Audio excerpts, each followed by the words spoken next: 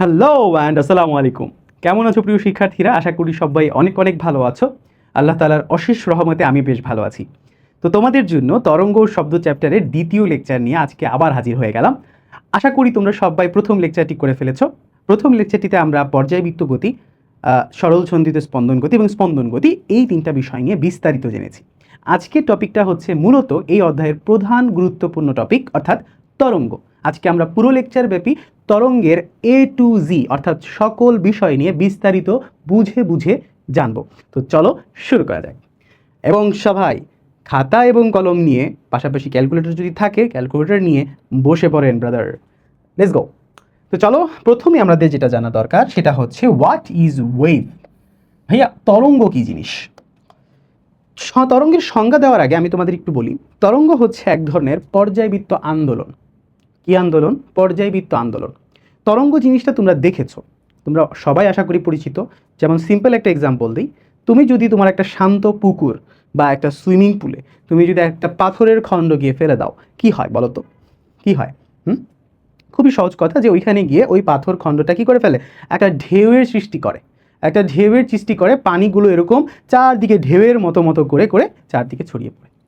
এটাই wave, exactly. বা তোমরা সমুদ্রের যে ঢেউ দেখেছো, ওগুলো এক একটা ওয়েভ। কথাটা বুঝছো? সো ওয়েভ তুমি তোমার চারপাশে দেখছো প্রতিনিয়ত। তো আজকে আমরা বুঝবো যে অ্যাকচুয়ালি ওয়েভ আসলে কি, কিভাবে কাজ করে, এটার ফাংশনালিটিটা কি। তো ওয়েভ হচ্ছে এক ধরনের পর্যায়বৃত্ত আন্দোলন। যখন অনেকগুলো কণা, যেমন তুমি খেয়াল করো, তুমি এই মুহূর্তে একটা বাতাসের সমুদ্রে বসবাস করছো, তাই না? আমরা কিন্তু সবাই বাতাসের সমুদ্রে বসবাস করি। আমাদের চারদিকে বাতাস, বাতাস মানে অসংখ্য কণা। এই যে হাইড্রোজেন কণা, এই যে অক্সিজেন কণা, এই যে নাইট্রোজেন কণা, তো অসংখ্য পার্টিকেল বা কণা আমাদের চারপাশে কিন্তু বিরাজ করে। এবং খেয়াল করো, যখনই আমরা কোনোভাবে কোনো একটা শব্দ করি, সাপোজ ধরো আমি এই যে আওয়াজ করে তোমাকে পড়াচ্ছি, জোরে জোরে পড়াচ্ছি, এই পড়ানোর যে শব্দটা, এটা কিন্তু আমার গলায় থাকা ভোকাল কর্ডকে নাড়া দিচ্ছে, সেটা ভাইব্রেট করছে। ভোকাল কর্ড চিনো তো তোমরা নাকি? এই যে গলার এখানে থাকে, যেটা ভাইব্রেট করে করে আমাদের শব্দগুলো জেনারেট করে। এই ভাইব্রেশনের কারণে এই যে আশেপাশে থাকা কণাগুলো, এরাও কি করে? ভাইব্রেট করে। এরাও up and down, up and down, অর্থাৎ এরা পর্যায়বৃত্ত আন্দোলন করে। এবং সবাই মিলে যখন একত্রিত হয়ে আন্দোলন করে, মানে পর্যায়বৃত্ত আন্দোলন করে, সেটাকেই আমরা বলি হচ্ছে তরঙ্গ।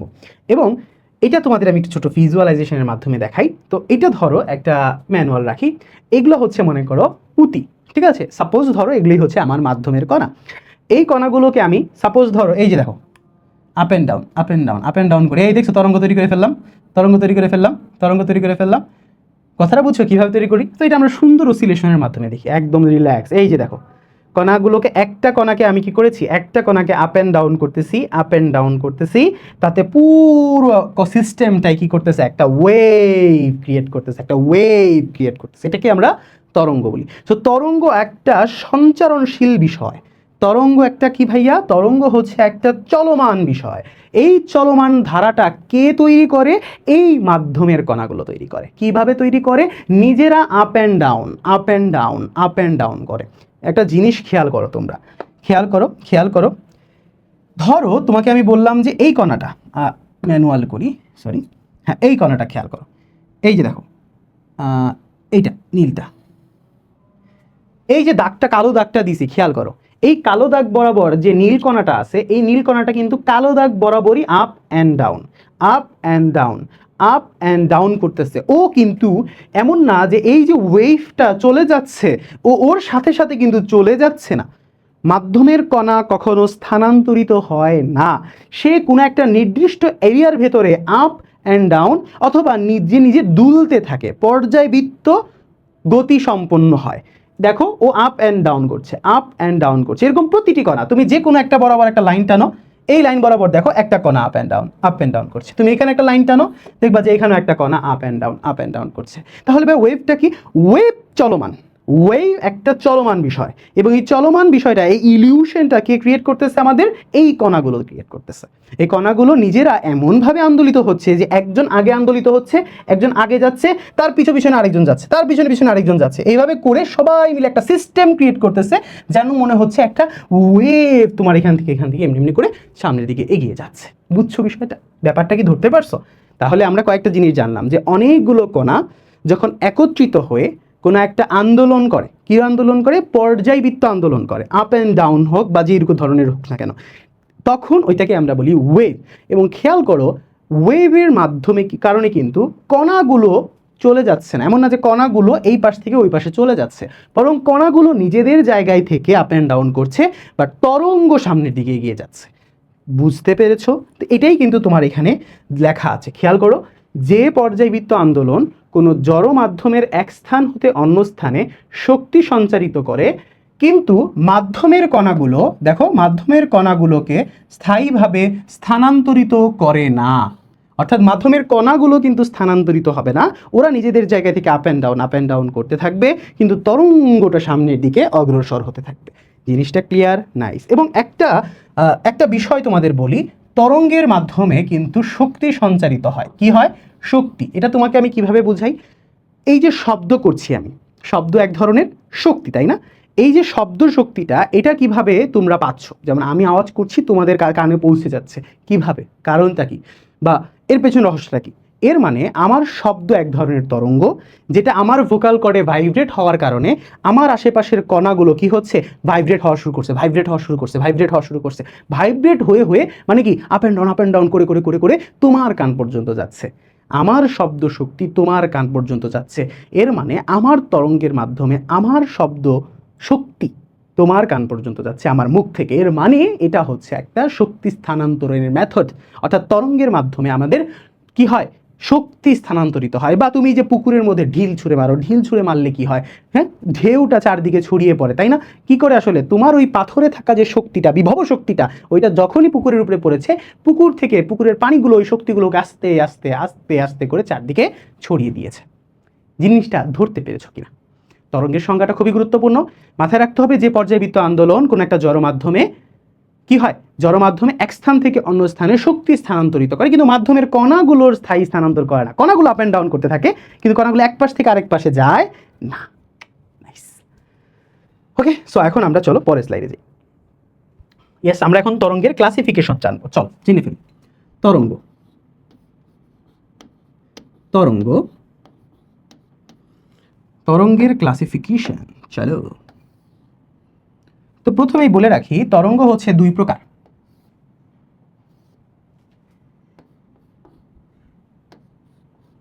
একটা হচ্ছে যান্ত্রিক তরঙ্গ,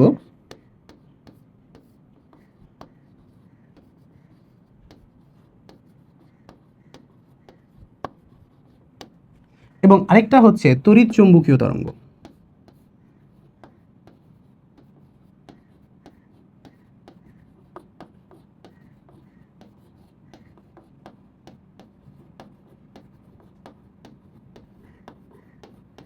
এখন তোমাদের কাছে প্রশ্ন যে ভাই, যান্ত্রিক তরঙ্গ আবার কি জিনিস, তড়িৎ চৌম্বকীয় তরঙ্গ আবার কি জিনিস? আসছি, একটু পরে আমরা বুঝবো।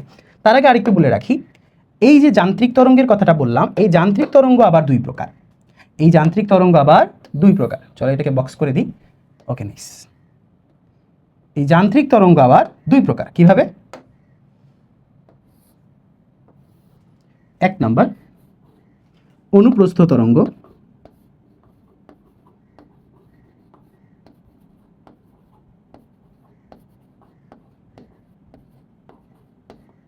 এবং আরেকটা হচ্ছে অনুদৈর্ঘ্য তরঙ্গ।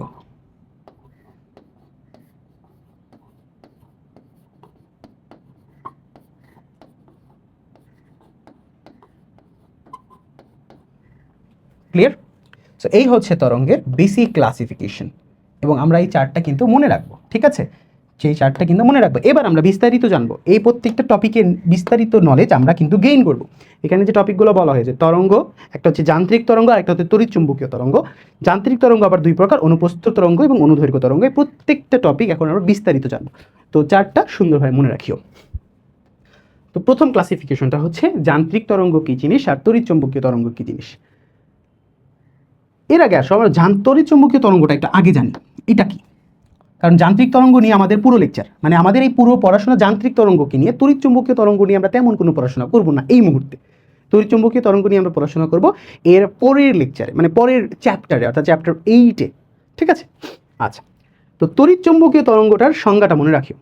যে তরঙ্গ সঞ্চালনের জন্য মাধ্যমের প্রয়োজন হয় না, খুবই গুরুত্বপূর্ণ কথা, যে তরঙ্গ সঞ্চালনের জন্য কিসের প্রয়োজন হয় না ভাইয়া? মাধ্যমের প্রয়োজন হয় না। তরঙ্গ সঞ্চালিত হবে অথচ কোনো মাধ্যমের প্রয়োজন হয় না। যেমন খেয়াল করো, এই মুহূর্তে আমরা কিন্তু বায়ু মাধ্যমে অবস্থান করছি, তাই না? পানি, সমুদ্র বা নদী নালা, এটা কি? এটা হচ্ছে পানি মাধ্যম বা তরল মাধ্যম, তাই না? কঠিন মাধ্যম কোনটা? যেমন এই বোর্ডটা, এটা একটা কঠিন মাধ্যম। কথাটা বুঝতেছো তুমি? হ্যাঁ, তো এমন একটা তরঙ্গ যার চলাচলের জন্য কোনো মাধ্যমের প্রয়োজন হয় না। চিন্তা করো তো, কোথায় মাধ্যম নেই? কোথায় কোনো মাধ্যম নেই? এক্স্যাক্টলি মহাকাশে, অর্থাৎ আউট অফ পৃথিবীর সিস্টেমের বাইরে, বায়ুমণ্ডলের বাইরে তুমি যদি চলে যাও, তখন তুমি মহাকাশে গিয়ে পৌঁছাও। অ্যান্ড এই মহাকাশে কিন্তু কোনো প্রকার মাধ্যম নেই। এই মাধ্যমলেস অর্থাৎ মিডিয়ামলেস জায়গাটায় যে তরঙ্গ চলতে পারে তাকে আমরা তড়িৎচুম্বকীয় তরঙ্গ বলি। এবং এই তড়িৎচুম্বকীয় তরঙ্গটা মূলত আসলে তড়িৎ ও চুম্বক ক্ষেত্র, তড়িৎ এবং চুম্বক ক্ষেত্রের একত্রের মিশ্রণের মাধ্যমে হয়। মিশ্রণ বলা যাবে না লজিক্যালি, একত্রে যখন অ্যাক্ট করে, কাজ করে, তখন এটাকে আমরা বলি হচ্ছে তড়িৎ চুম্বকীয় তরঙ্গ। একটা ছোট্ট এক্সাম্পল দিই, তড়িৎ চুম্বকীয় তরঙ্গের একটা এক্সাম্পল দিই, চলো। এই যে দিস ইজ তড়িৎ চুম্বক তরঙ্গ। খেয়াল করো, এখানে তোমরা খেয়াল করতেছো যে ই মানে হইল ইলেকট্রিক্যাল ফিল্ড, আর বি মানে হচ্ছে ম্যাগনেটিক ফিল্ড। তড়িৎ চুম্বক তড়িৎ প্রাবল্য, আর হচ্ছে বি হচ্ছে চুম্বক প্রাবল্য বা চুম্বক তীব্রতা।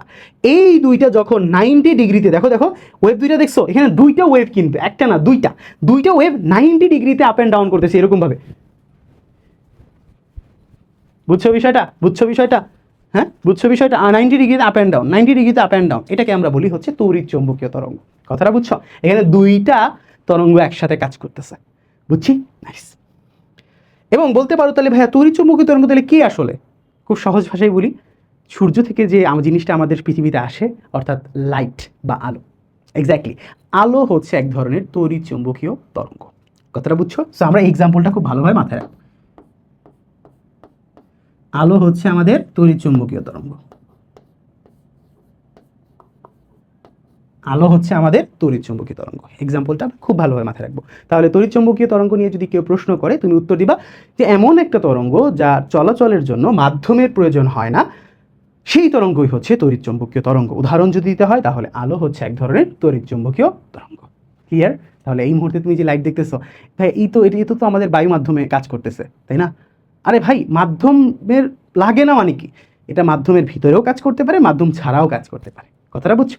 ওকে, এবার আসো আমাদের মাস্টার মাইন্ড, অর্থাৎ মেকানিক্যাল ওয়েভ বা যান্ত্রিক তরঙ্গ। এটা হচ্ছে আমাদের অধ্যায়ের মেইন আলোচনার বিষয়। বুঝছো?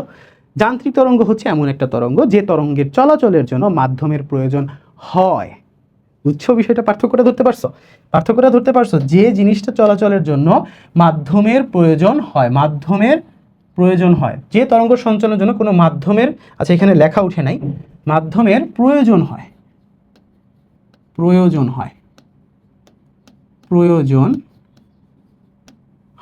তাকে আমরা যান্ত্রিক তরঙ্গ বলি। ঠিক আছে, কথাটা বুঝছো? ওকে, নাইস। তাহলে বলতে পারো ভাই যান্ত্রিক তরঙ্গের উদাহরণ। আরে ভাই, যান্ত্রিক তরঙ্গ নিয়েই তো আমরা পড়াশোনা করব। অধ্যায়ের নামটা কি বলতো? তরঙ্গ ও শব্দ এক প্রকার তরঙ্গ, অর্থাৎ আমরা যে আওয়াজ করতেছি এটাও কিন্তু এক ধরনের তরঙ্গ। এই যে তরঙ্গটা, এটা হচ্ছে যান্ত্রিক তরঙ্গ, শব্দ তরঙ্গ। অর্থাৎ যান্ত্রিক তরঙ্গের উদাহরণ যদি আমি বলি, উদাহরণটা হবে হচ্ছে শব্দ তরঙ্গ। এখন বলতে পারো ভাই শব্দ তরঙ্গ একটাই না, তোমার পানির ঢেউ, এটাও একটা যান্ত্রিক তরঙ্গ। এই যে পানির ঢেউ দেখো, এটাও একটা যান্ত্রিক তরঙ্গ। পানির ঢেউ, ক্লিয়ার? বুঝছি? এটা একটু মাথায় রাখতে হবে। যার মাধ্যমের প্রয়োজন নেই সেটা হচ্ছে তোমার তড়িৎচুম্বকীয় তরঙ্গ, যার মাধ্যমের প্রয়োজন আছে সেটা হচ্ছে যান্ত্রিক তরঙ্গ। অর্থাৎ তুমি যদি স্পেসে গিয়ে, মহাকাশে গিয়ে জোরে আওয়াজ করো যে হেল্প মি, কেউ শুনবে না। বুঝছো? কেউ শুনবে না, কারণ মাধ্যমবিহীন অঞ্চলে শব্দ পাস করতে পারে না। ক্লিয়ার? ওকে, তো চলো আমাদের পরের টপিকটাই যাই। যেহেতু আচ্ছা অলরেডি কিন্তু আমাদের এটা শেষ, তরঙ্গের যান্ত্রিক তরঙ্গ এবং তড়িৎ চুম্বকীয় তরঙ্গ, এই দুইটা টপিক আমরা শেষ করেছি। এখন প্রশ্ন হচ্ছে যান্ত্রিক তরঙ্গ যে আবার দুই প্রকার, একটা হচ্ছে অনুপ্রস্থ তরঙ্গ আর একটা হচ্ছে অনুদৈর্ঘ্য তরঙ্গ। তো চলো এই দুইটা একটু জেনে নিই। হিয়ার ইজ দ্য অনুপ্রস্থ এবং অনুদৈর্ঘ্য। অনুপ্রস্থ তরঙ্গটা হচ্ছে আমাদের জেনারেল যে তরঙ্গটা আমরা চিনি, up and down, up and down, up and down, তাই না? সেটা হইতেছে হচ্ছে অনুপ্রস্থ তরঙ্গ। আর অনুদৈর্ঘ্য হচ্ছে এইরকম, দেখতে একটু বিদঘুটে লাগতে পারে, বাট তোমরা এক ধরনের স্প্রিং আছে, স্প্রিং ওটা কী বলে আমি ভুলে গেছি, মানে অনেকটা যেরকম চুরির মতো করে এরকম করে করা যায়, আমি দেখাচ্ছি একটু পরে তোমাকে এক্সাম্পল সহ দেখাচ্ছি। এটা হচ্ছে এরকম সংকোচন প্রসারণ, সংকোচন প্রসারণ, সংকোচন প্রসারণ, সংকোচন প্রসারণ। অর্থাৎ এটা নিয়ে আমরা আসলে অনেক জানবো, আস্তে ধীরে আমরা জিনিসটা একটু ক্লিয়ার হবো। আপাতত সংজ্ঞাটা একটু জেনে নিই। অনুপ্রস্থ তরঙ্গটা হচ্ছে এইটা, যেটা তুমি দেখতেছো, এটা হচ্ছে অনুপ্রস্থ তরঙ্গ, যেটার মধ্যে একটা কি থাকে দেখো, আপ হচ্ছে ডাউন হচ্ছে, আপ হচ্ছে ডাউন হচ্ছে, আপ হচ্ছে ডাউন হচ্ছে, তাই না? এটা হচ্ছে অনুপ্রস্থ তরঙ্গ। অর্থাৎ যে তরঙ্গ মাধ্যমের কণাগুলোর স্পন্দনের দিকের সাথে সমকোণে থাকে, কথাটা মনোযোগ দিতে হবে, খুব মনোযোগ দিতে হবে। আমি একটু আগে তোমাকে কি শিখাইছি বলো তো? একটু আগে আমি তোমাকে কি শিখাইছি? যে এই তরঙ্গগুলো তৈরি হয় মূলত মাধ্যমের কণাগুলোর আপ অ্যান্ড ডাউনের কারণে, আপ অ্যান্ড ডাউনের কারণে। ধরো আমি এখানে একটা কণা নিলাম, আমি এখানে একটা কণা নিলাম, এই কণাটা কি করবে? এই কণাটা আপ অ্যান্ড ডাউন করবে। এই কণাটা কি করবে ভাইয়া? এই কণাটা হচ্ছে আপ অ্যান্ড ডাউন করবে। এই যে দেখো, মনে করো আপ নিচে গেল, দেন হচ্ছে তোমার উপরে যাবে, আপ অ্যান্ড ডাউন করবে, সহজ কথা, আপ অ্যান্ড ডাউন করবে। এই যাক, মোটামুটি হয়েছে আর কি, বুঝে নাও। এই যে দেখছো, up and down, up and down করবে, সে উপরে যাবে একবার, নিচে যাবে একবার, উপরে যাবে একবার, নিচে যাবে একবার, উপরে যাবে একবার, নিচে যাবে একবার। অর্থাৎ মাধ্যমের কণার যে গতিটা সেটা কিন্তু অলওয়েজ আপ অ্যান্ড ডাউন। এমন না যে সামনে চলে যাচ্ছে মাধ্যমের কণাটা, এখান থেকে ফ্লোয়ের মাধ্যমে চলে যাচ্ছে। আমি এই কথাটা কিন্তু একটু আগেও বুঝাইছি, অ্যানিমেশন দিয়ে দেখিয়েছি যে মাধ্যমের কণাগুলো অলওয়েজ আপ অ্যান্ড ডাউন করবে অনুপ্রস্থের ক্ষেত্রে, তাই না? অনুপ্রস্থের ক্ষেত্রে। কিন্তু বলো তো আমার তরঙ্গটা কোন দিকে যাচ্ছে? তরঙ্গটা কিন্তু সামনের দিকে যাচ্ছে, সামনের দিকে যাচ্ছে। অর্থাৎ তরঙ্গের দিক যদি আমি বলি, এইটা কিন্তু অন্য দিকে। দেখো খেয়াল করে, দেখো খেয়াল করে, আমার তরঙ্গের দিক এটা এই দিকে, আমার তরঙ্গ যাচ্ছে এই দিকে, আমার তরঙ্গ যাচ্ছে সামনের দিকে, এই যে এইভাবে করে সামনের দিকে। কিন্তু আমার কণাগুলো কি সামনের দিকে যাচ্ছে? কণাগুলো সবাই মিলে ওরা আপে যাচ্ছে, নিচে যাচ্ছে। যে কোনো স্পেসিফিক একটা কণা যদি ধরি, সে আপে যাচ্ছে, নিচে যাচ্ছে। খেয়াল করো, তরঙ্গের দিকের সাথে কণার যে কি বলে মুভমেন্ট বা মোশন বা গতি, সেটা 90 ডিগ্রি ক্রিয়েট করছে না? খেয়াল করো তো, খেয়াল করো তো, তরঙ্গের দিকের সাথে কণাগুলোর আপ অ্যান্ড ডাউন, এটা কি অলওয়েজ 90 ডিগ্রি ক্রিয়েট করতেছে না? এক্স্যাক্টলি এই ধরনের সিনারিও যদি হয়, সেই ধরনের তরঙ্গকে আমরা বলি অনুপ্রস্থ তরঙ্গ। ক্লিয়ার? সংজ্ঞাটা আরেকবার দেখো।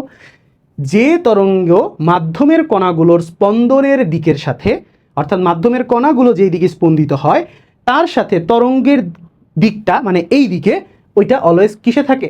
সমকোণে থাকে। সো এটাই হচ্ছে এখানকার মূল মোটো। ক্লিয়ার ভাইয়া? ক্লিয়ার ভাইয়া? বুঝছি? নাইস। তাহলে ভাইয়া উল্টা কথাটাই হবে না, যে দেখো তো অনুদৈর্ঘ্য কাকে বলে? এখানে কিন্তু আরেকটা কথা বলে রাখি, অনুপ্রস্থ তরঙ্গের আরেক নাম হচ্ছে আর তরঙ্গ। কি তরঙ্গ ভাইয়া? আর তরঙ্গ। কারণ অনেক সময় প্রশ্নে, পরীক্ষার প্রশ্নে স্যাররা আর তরঙ্গ লিখে দেয় এবং তখন পোলাপান বুঝে না, ওমা আর তরঙ্গ কি ভাই, এটা তো আমি জীবনেও পড়ি নাই, তাই না? সো প্যারা খাওয়ার কিছু নেই। এই আর তরঙ্গ আর অনুপ্রস্থ তরঙ্গ একই একই জিনিস। এবার আসি অনুদৈর্ঘ্য তরঙ্গ। অনুদৈর্ঘ্য তরঙ্গ ইংরেজিতে বলা হয় লংগিটিউডিনাল ওয়েভ। যে তরঙ্গ মাধ্যমের কণাগুলোর দিকের সাথে সমান্তরালে অগ্রসর হয়। খুব মনোযোগ দাও, এইটা বোঝার আগে চলো আমরা একটু অনুদৈর্ঘ্য তরঙ্গের একটা এক্সাম্পল দেখে আসি। অনুদৈর্ঘ্য তরঙ্গ আসলে দেখতে কেমন, কিভাবে দেখায়? এই যে খেয়াল করো, খুব সুন্দর। এটা মনে হচ্ছে যে টিভিতে ঝিঝি ঝিঝির হচ্ছে আর কি, বা হোয়াট এভার, হ্যাঁ ওইরকম টাইপের একটা ফিল আসতেছে। এখানে এই যে দাগগুলো, এই যে দাগগুলো, এগুলোকে মনে করো এরা হচ্ছে মাধ্যমের এক একটা কণার ব্যাচ। মানে এরকম এরা হচ্ছে একটা একটা কণা কণা কণা কণা কণা কণা, ঠিক আছে? অসংখ্য কণা, একটা কণাগুলোকে একটা লাইন লাইন চিহ্নিত করছি আমি। দেখো আমি মনে করো এখানে একটা জোরে আওয়াজ করলাম, ইয়া। এই আওয়াজটা প্রথমে কি হবে? এই কণাগুলোকে বাড়ি দিবে, বাড়ি দিবে। দেন বাড়ি দেওয়ার সাথে সাথে দেখো কিছু কণা সংকুচিত হয়ে যাচ্ছে, এই যে সংকুচিত হয়ে যাচ্ছে, এরপর আবার প্রসারিত হচ্ছে, আবার সংকুচিত হচ্ছে, আবার প্রসারিত হচ্ছে, সংকুচিত হচ্ছে, প্রসারিত হচ্ছে, সংকুচিত হচ্ছে, প্রসারিত হচ্ছে। মনোযোগ, মনোযোগ। এইটাও এক ধরনের তরঙ্গের স্টাইল। আরেকটু সুন্দর এক্সাম্পল দিই তোমাকে। এই যে দেখো, এইটা দেখো, এই হ্যাঁ এইটা দেখো খেয়াল করে। এই যে দেখো, এটা হচ্ছে একটা স্পিকার, স্পিকার থেকে আমি আওয়াজ করতেছি, স্পিকারের সামনে অসংখ্য কণা, এই কণাগুলো প্রথমে কি হচ্ছে, দেখো দেখো সংকুচিত হলো, তারপরে প্রসারিত হলো, আবার সংকুচিত হইলো, আবার প্রসারিত হইলো, সংকুচিত হচ্ছে, দেখছো কিছু জায়গায় সংকোচন, কিছু জায়গায় প্রসারণ, কিছু জায়গায় সংকোচন, কিছু জায়গায় প্রসারণ। এইটাই হইতেছে অনুদৈর্ঘ্য তরঙ্গ বা লঙ্গিটিউডিনাল ওয়েভ। কথাটা ক্লিয়ার, মাথায় ঢুকছে জিনিসটা?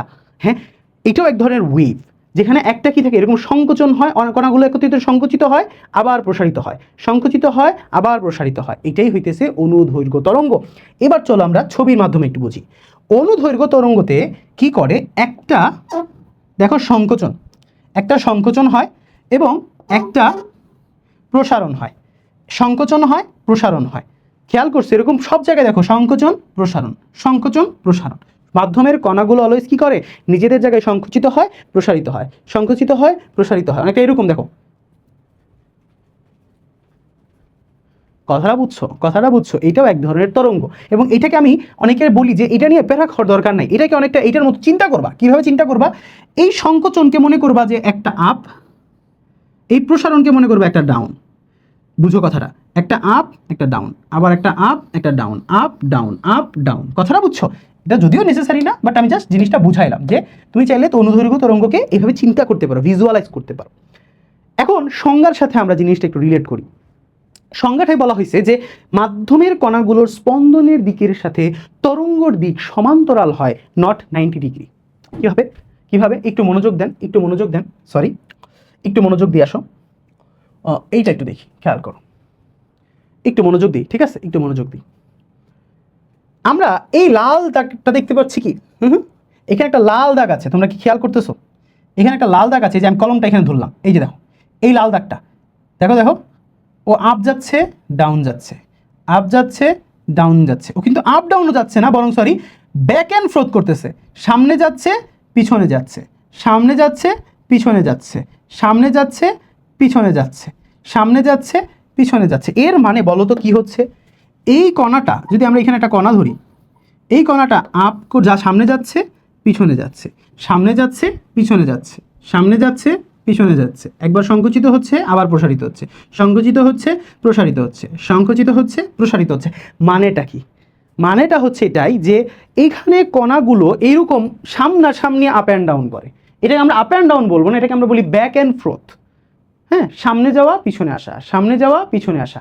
তোমরা অলরেডি জিনিসটা ভিজুয়ালাইজ করতেছো, যেখানে তরঙ্গটা এইভাবে সামনের দিকে অগ্রসর হচ্ছে, তরঙ্গ সামনের দিকে যাচ্ছে, তরঙ্গ সামনের দিকে যাচ্ছে, এবং কণাগুলো এরকম সামনে যাচ্ছে পিছনে যাচ্ছে, সামনে যাচ্ছে পিছনে যাচ্ছে।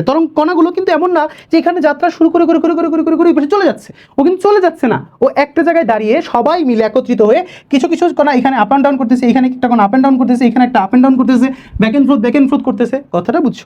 কথাটা ক্লিয়ার করতে পারতেছি কিনা? অর্থাৎ অনুদৈর্ঘ্য তরঙ্গ যেটা, এটা হচ্ছে অনেকটা যে একটা কণা, এই কণাগুলো নিজেদের জায়গায় থেকে আপ ব্যাক অ্যান্ড ফ্রোথ করে, সামনে যায় পিছনে আসে, সামনে যায় পিছনে আসে, এবং তরঙ্গের দিকটাও কিন্তু সামনের দিকে হয়। তাহলে বলো তো তরঙ্গের দিকের সাথে কণাগুলোর যে সামনে যাওয়া পিছনে আসা, এটা কিভাবে কোন দিকে কাজ করতেছে? প্যারালালি কাজ করতেছে না জিনিসটা? সমান্তরালে কাজ করতেছে না জিনিসটা? দ্যাটস ওয়াই এইটাকে আমরা বলি হচ্ছে অনুদৈর্ঘ্য তরঙ্গ, নট অনুপ্রস্থ। অর্থাৎ এখানে আমাদের সমান্তরালে জিনিসটা কাজ করে, নট 90 ডিগ্রি। এটাই তোমাদের বুঝতে হবে। এবং অনুদৈর্ঘ্য তরঙ্গকে আরেক নাম ডাকা হয় দীঘল তরঙ্গ।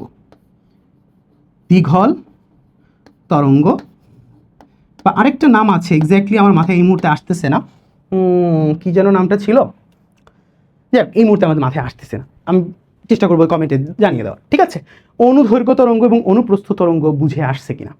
একটা হচ্ছে এরকম একটা ওয়েভ, এটা বোঝা বেশি ইজিয়ার, এবং আরেকটা হচ্ছে এরকম back up and down, up back and ফ্রোথ, back and ফ্রোথ, back and ফ্রোথ, back and ফ্রোথ। জিনিসটা হচ্ছে সংকুচিত হচ্ছে প্রসারিত হচ্ছে, সংকুচিত হচ্ছে প্রসারিত হচ্ছে। এবং তোমাদের এখানে একটা প্রবলেম হয় যে ভাইয়া তাহলে অনুদৈর্ঘ্য তরঙ্গের উদাহরণ কি, অনুপ্রস্থ তরঙ্গের উদাহরণ কি? সহজ ভাষায় যদি বলি, পানির যে ঢেউ আছে, পানির যে ঢেউ, পানির ঢেউ, এইটা হচ্ছে অনুপ্রস্থ তরঙ্গের উদাহরণ। পানির ঢেউ হচ্ছে অনুপ্রস্থ তরঙ্গের উদাহরণ। তাহলে অনুদৈর্ঘ্য তরঙ্গের উদাহরণ কোনটা? শব্দ তরঙ্গ, শব্দ তরঙ্গ। অর্থাৎ শব্দ তরঙ্গ হচ্ছে অনুদৈর্ঘ্য তরঙ্গ। আমরা যে আওয়াজ করি, আমরা যে আওয়াজ করতেছি হ্যালো হোয়াটসঅ্যাপ, এই তরঙ্গ, এই আওয়াজটা কখনোই এমনভাবে যায় না, এমনভাবে যায় না। ও কীভাবে যায়, মনোযোগ দাও। হ্যালো, কথাটা বুঝছো? আপ অ্যান্ড ডাউন, এই যে ব্যাক অ্যান্ড ফোর্থ, মুখ থেকে বের হয়ে ব্যাক অ্যান্ড ফোর্থ করে তোমার চোখ তোমার কানে যায়। কথাটা বুঝছো? এই হচ্ছে বেসিক ধারণাটা। নাইস। পরের টপিকটাই যাই আসে। এই সংজ্ঞাগুলো কিন্তু খুব ইম্পর্টেন্ট, এগুলো সব মুখস্থ করতে হবে। নাইস। তো হ্যাঁ, ফাইনালি আমরা তরঙ্গের একটু বৈশিষ্ট্য সম্পর্কে একটু জানি। তরঙ্গের বৈশিষ্ট্য খুব ইম্পর্টেন্ট একটা টপিক, মনোযোগ দিবা, ঠান্ডা মাথায় চিন্তা করতে হবে। এগুলো কিন্তু পরীক্ষার জন্য খুবই গুরুত্বপূর্ণ। পরীক্ষাতে কিন্তু খ নাম্বার প্রশ্নে জিজ্ঞাসা করা হয় যে তরঙ্গের বৈশিষ্ট্যগুলো কি কি। তো তুমি সুন্দরভাবে প্রথমে বলবা যে দেখেন ভাই স্যার, দেখেন তরঙ্গে যখন প্রবাহিত হয়, মাধ্যমের কণাগুলো কখনো তরঙ্গের সাথে সাথে প্রবাহিত হয়ে চলে যায় না। মাধ্যমের কণাগুলো কিন্তু নিজের জায়গায় থেকে হয় আপ অ্যান্ড ডাউন করে, নাহলে আগে পিছে করে, কিন্তু মাধ্যমের কণাগুলো এক পাশ থেকে আরেক পাশে চলে যায় না, তাই না? এক্স্যাক্টলি। সো মাধ্যমের কণা স্পন্দনের গতির ফলে তরঙ্গের সৃষ্টি হয়, কিন্তু মাধ্যমের কণাগুলো স্থানান্তরিত হয় না। দ্বিতীয় পয়েন্ট, যান্ত্রিক তরঙ্গ সঞ্চালনের জন্য মাধ্যমের প্রয়োজন, জানি আমরা। আর তড়িৎচুম্বক তরঙ্গ প্রবাহের জন্য মাধ্যমের প্রয়োজন নেই, জানি আমরা। তরঙ্গ এক স্থান থেকে অন্য স্থানে শক্তি সঞ্চালন করে, আমরা এটাও জেনেছি যে তরঙ্গের মাধ্যমে এক স্থান থেকে আরেক স্থানে শক্তি সঞ্চারিত হয়। তরঙ্গ হচ্ছে একটা ইলিউশন টাইপের একটা জিনিস, যেটা কণাগুলো আপ অ্যান্ড ডাউন করার কারণে হয়, তরঙ্গের বেগ মাধ্যমের প্রকৃতির উপর নির্ভর করে। এইটা আমি তোমাকে একটু বলি, তোমরা এখন হয়তো বিশ্বাস করবা না। এই যে বায়ু মাধ্যমে আমি যে আওয়াজ করতেছি, এই আওয়াজটা যত স্পিডে যাচ্ছে, আমি যদি এখানে একটা লোহার দণ্ড রেখে বাড়ি মারতাম, ওই আওয়াজটা লোহার ভিতর দিয়ে আরো বেশি স্পিডে যাইত। কথাটা বুঝছো? মাধ্যম চেঞ্জ করলে, অর্থাৎ বায়ু থেকে কঠিন মাধ্যমে তরঙ্গের বেগ বেড়ে যায়। বুঝছো? তরঙ্গের বেগ বেড়ে যায়। তো এটা হচ্ছে আমরা দেখবো, আমাদের সামনের শব্দ তরঙ্গ যখন আমরা পড়বো তখন এগুলো ডিটেল বুঝবো। ঠিক আছে, এটা একটু মাথায় রেখো যে মাধ্যমের উপরে তরঙ্গের বেগ নির্ভর করে। কথাটা বুঝছো? আচ্ছা, তরঙ্গের প্রতিফলন হয়, প্রতিসরণ হয় এবং উপরিপাতন হয়। প্রতিফলন প্রতিসরণ এটা যে হয়, এটা তোমাদের দুটো আলাদা চ্যাপ্টারই আছে, যে আলোর প্রতিফলন এবং আলোর প্রতিসরণ, তাই না? আলোকে একটা তরঙ্গ না, তো এটার প্রতিফলন প্রতিসরণ দুইটার জন্য আলাদা আলাদা অধ্যায় আছে, তখন আমরা বুঝবো যে প্রতিফলন আর প্রতিসরণটা কি। আপাতত শোনো উপরিপাতনটা কি। উপরিপাতন কি জিনিস, চলো এটা একটু জেনে। এই যে খেয়াল করো, এই জায়গাটা একটু মনোযোগ দিও, খুব ভালোভাবে মনোযোগ দাও। দেখো আমি এখানে দুইটা ওয়েভ নিয়েছি। একটা ওয়েভ হচ্ছে ওই পাশ থেকে এই পাশে আসতেছে, এই যে লালটা ওই পাশ থেকে এই পাশে আসতেছে, দেখো ওই পাশ থেকে এই পাশে আসতেছে। আর নীল যে তরঙ্গটা, এটা হচ্ছে এই পাশ থেকে এই পাশে যাচ্ছে, এই পাশ থেকে ওই পাশে যাচ্ছে, দুইজন দুই দিক থেকে আসতেছে। এবং এখানে একটা মজার কাহিনী করতেছে, এই দুইজন যখন তরঙ্গ মানে কথা হইতেছে, তুমিও এখান থেকে জোরে আওয়াজ করতেছো, ওই পাশ থেকে তোমার বন্ধু আওয়াজ করতেছে। তো দুইজন যখন দুই পাশ থেকে আওয়াজ করবা, মানে পারফেক্টলি আওয়াজটা শুনবা নাকি বেশি শুনবা, এইটার উপরে একটা কনসেপ্ট আছে, সেটাকে আমরা বলি হচ্ছে উপরিপাতন বা সুপারপজিশন। তো এটা কি হয় খেয়াল করো, আমি যেন যে কোনো একটা পজিশন অফ করি, এই যে খেয়াল করো, যখন এই দেখো এই দাগ বরাবর চিন্তা করো, দেখো এই তরঙ্গটা হ্যাঁ খেয়াল করো, এই লাল তরঙ্গটা আর নীল তরঙ্গটা যখন একই জায়গায় পজিশনে হইতেছে, আর একটু আগাই, হ্যাঁ এই যে দেখো লাল তরঙ্গটা আর নীল তরঙ্গটা যখন একই জায়গায় পজিশন করতেছে, দুইজনই দেখো উঁচা, এই পয়েন্টের দিকে তাকাও, দুইজনই দেখো উঁচা অবস্থায় আছে। সো দুইজন যখন মার্চ করবে মানে একজন এদিক থেকে আসছে, আরেকজন এদিক থেকে আসতেছে, মার্চ করবে, তখন ফলাফল বা অ্যান্সার বা সলিউশনটা, ফলাফলটা কি হবে, দুইটা মার্চ করে অনেক বড় একটা তরঙ্গ হবে। বড় তরঙ্গ বলতে যাচ্ছি, বিস্তারটা অনেক বড় হবে, অনেক উঁচা তরঙ্গ হবে।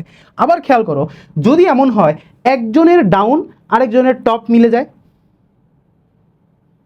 স্লো করার ওয়ে আছে, হ্যাঁ স্লো ওয়েভ টুগেদার, আচ্ছা এই শো ওয়েভ না, স্লো করা যাচ্ছে যে করে,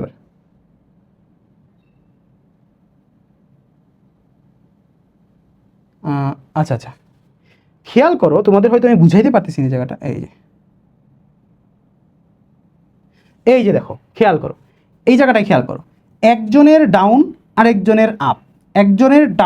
আরেকজনের আপ, এই বরাবর যদি চিন্তা করো, দেখো এই জায়গাটা কিন্তু তরঙ্গটা ছোট হয়ে যাচ্ছে, তরঙ্গের মানে হাইটটা, যেটাকে আমরা একটু পরে বুঝবো, বিস্তার, এটা কিন্তু কমে যাচ্ছে। তো এইটাই হচ্ছে কথা। উপরিপাতন বলতে আমি এটাই বুঝাই যে যখন দুইটা তরঙ্গ একসাথে কোলাইড করে বা কলিশন করে, তখন যদি টপ আর টপ মিলে যায় তাহলে তরঙ্গটা অনেক উঁচা লম্বা হয়। যদি একজনের টপ আরেকজনের বটম মিলে যায় তখন হয় এটা হচ্ছে ছোট তরঙ্গ হয়। এটাই হচ্ছে উপরিপাতন। বুঝছি? আরও বিস্তারিত আমরা হয়তো আর একটু বড় ক্লাসে জানবো, আপাতত এতটুকু জানলেই more than enough. Clear? So এই জিনিসটা আপনাদের সুন্দরভাবে মুখস্থ করতে হবে। ক্লিয়ার? তরঙ্গের বৈশিষ্ট্য সমূহ। চলো পরের টপিকে চলে যাই।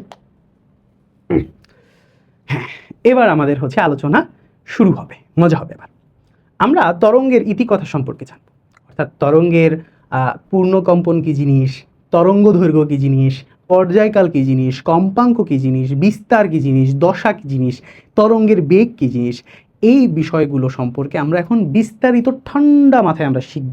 এবং এই টপিকগুলো যে ভালোভাবে বুঝবে, এই অধ্যায়ের যে কোনো ম্যাথ তার জন্য কয়েক সেকেন্ড লাগবে জাস্ট। তো চলো দেখি ফেলি। প্রথমে জানতে হবে পূর্ণকম্পন কি জিনিস। তো পূর্ণকম্পন কি দেখি তো। সরি, পূর্ণকম্পন খেয়াল করো, কমপ্লিট ভাইব্রেশন বা কমপ্লিট অসিলেশন এটা বলতে বোঝায়, এটা হচ্ছে আমি একটা জেনারেল তরঙ্গ দিকে রাখছি। আমরা ম্যাক্সিমাম ক্ষেত্রে অনুপ্রস্থ তরঙ্গটাকেই আলোচনায় রাখবো, অনুদৈর্ঘ্য তরঙ্গ নিয়ে একটু একটু আলোচনা করবো, বাট ওইটা বোঝা যায়, মানে ওইটা আমরা পরে দেখবো যে একটা ম্যাথ সলভ করার সময় কাজে লাগে। বাট ম্যাক্সিমাম ক্ষেত্রে আমাদের বোঝার সুবিধার্থে আমরা অনুপ্রস্থ তরঙ্গটাকে বেশি ব্যবহার করব। তো চলো দেখে ফেলি। সো এটা মনে করো একটা ওয়েভ। তোমাদের কিন্তু আমি একটা কথা বলেছি, wave is kind of a illusion টাইপের একটা জিনিস। এইটা কিন্তু একটা চলমান জিনিস, মাধ্যমের কণা চলবে না, বাট ওয়েভ চলবে, তাই না? দেখো তো জিনিসটা একটু বলো তো, এই যে এইটা দেখো তো, কণাগুলো আপ অ্যান্ড ডাউন করছে, বাট ওয়েভটা কিন্তু যাচ্ছে। তো আমি যদি র্যান্ডম কোনো একটা পয়েন্টে একটু দাঁড় করাই ওকে, এই যে দেখো আমি একটা ছবি তুলছি, তরঙ্গটার কি করছি, একটা ছবি তুলছি। এই ছবি তোলার সাথে সাথেই দেখো মানে পজ করছি বা একটা ছবি তুলছি, এই ছবিটাই মূলত আমরা আমাদের এই নোটের এখানে তুলে আনছি। কথাটা ক্লিয়ার? কথাটা বুঝছি। আরেকটা বিষয় একটু মনে করা দিই, এখানে প্রত্যেকটা কণাই কিন্তু তরঙ্গকে ফুললি কাভার করে। দেখো তরঙ্গ কিন্তু এমন না যে ও আপ অ্যান্ড ডাউন করতেছে ওর ভিতর দিয়ে চলবে না। দেখো খেয়াল করে, এইটা হচ্ছে একটা তরঙ্গ, তাই না? এই তরঙ্গ দেখো, এই কণাটা কিন্তু পুরো তরঙ্গটাকে কাভার করবে, কিন্তু নিজের জায়গায় থেকে তরঙ্গ ওর ভিতর দিয়ে চলে যাবে। দেখো কণা আপ অ্যান্ড ডাউন করবে কিন্তু তরঙ্গ ওর ভিতর দিয়ে চলে যাবে, কণা আপ অ্যান্ড ডাউন করবে, তরঙ্গ ওর ভিতর দিয়ে সিস্টেম করে চলে যাবে। এই যে দেখো খেয়াল করো, জিনিসটা একটু ভিজুয়ালাইজ করার চেষ্টা করো। কণা কিন্তু আপ অ্যান্ড ডাউন করতেছে, বা যে কোনো একটা কণা ধরি, এ কিন্তু আপ অ্যান্ড ডাউন করতেছে, বাট পুরো তরঙ্গটাই কিন্তু তার ভিতর দিয়ে ফ্লো করে চলে যাচ্ছে, কথাটা বুঝছো? এমন হচ্ছে একটা র্যান্ডম কণা আপ অ্যান্ড ডাউন করতেছে, পুরো তরঙ্গটাই তার ভিতরে যায়। তো আমরা এইভাবেই চিন্তা করব। আসো দেখি, ঠান্ডা মাথায়।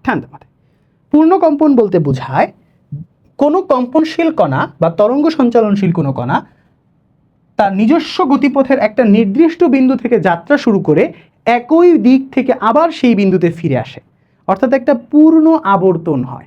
তোমরা একটু মনে করে দেখো তো, আমরা পর্যায়বৃত্ত গতি পড়েছিলাম না? হ্যাঁ বলো তো, আমরা পর্যায়বৃত্ত গতি পড়েছিলাম কিনা বলো? আমরা পর্যায়বৃত্ত গতিতে এরকম একটা বস্তু রাখতাম একটা বৃত্তাকার পথে, এবং ওই বস্তুটাকে আস্তে আস্তে করে ঠান্ডা মাথায় এই পুরো একটা সার্কেলকে কাভার করাইতাম, কাভার করিয়ে যদি আবার এই জায়গাটা নিয়ে আসি, পুরো রাস্তা ঘুরিয়ে আবার এই জায়গাটা নিয়ে আসি, আমরা বলতাম যে আমি একটা পর্যায় বা একটা আবর্তন সম্পন্ন করেছি। কথাটা বুঝছো? একটা পূর্ণ আবর্তন সম্পন্ন করেছি। সেম অ্যাজ তরঙ্গের ক্ষেত্রেও হয়। একটা কণা সাপোজ ধরো এইখান থেকে এখানে আছে, কণাটা নিজের জায়গায় আপ অ্যান্ড ডাউন করতেছে, বাট তরঙ্গ তো তার ভিতর দিয়ে চলে যাচ্ছে, তাই না? তো আমরা ওইভাবেই চিন্তা করতেছি যে সে তরঙ্গটা তার ভিতরে চলে যাচ্ছে, বাট যেহেতু ছবিটা আমরা 3D আমাদের সবসময় কন্টিনিউয়াস বা মোশনের ছবিটা আমরা সবসময় রাখতে পারবো না, আমাদের ছবি জাস্ট একটা স্টিল পিকচার রাখতে হবে, কিছু করার নাই। তো ধরো কণাটা যাচ্ছে,